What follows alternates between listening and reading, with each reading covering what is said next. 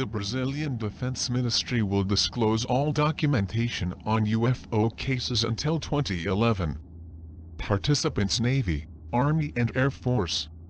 The date will end the history of ufology. Experts say the promise was given during a meeting on April 18 between representatives of the three armed forces and members of the Brazilian Committee of Ufologists (CBU).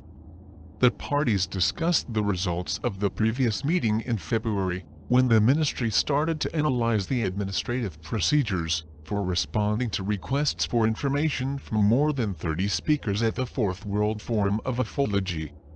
At the April meeting, ufologists complained about difficulties in accessing classified as secret and top-secret documents. There are many unanswered questions in famous cases as Virginia, Miriam Corvette and Trinity Island, said Admar Geavaerd, editor of the magazine UFO.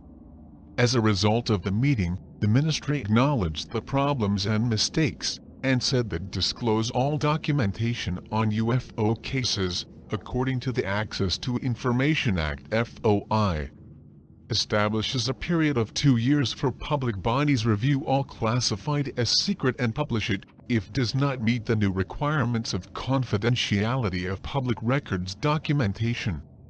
For documents considered top secret there is a cap of 50 years of silence. The lie opened the possibility for the public to access a variety of information produced by the government, said Secretary of the Ministry, Ari Matos. In his words, the most important outcome of the meeting is to establish an alliance with ufologists. The order is to be made available to the public all documents. Some cases still have to obey the legal deadlines, but it's an issue that will be solved soon, adds Matos. He described as exceptions documents cases not yet made public. Ufologists celebrate the official decision.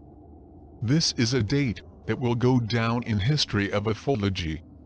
It is the first time that the Ministry of Defense of a country calls ufologists to formally talk about flying saucers.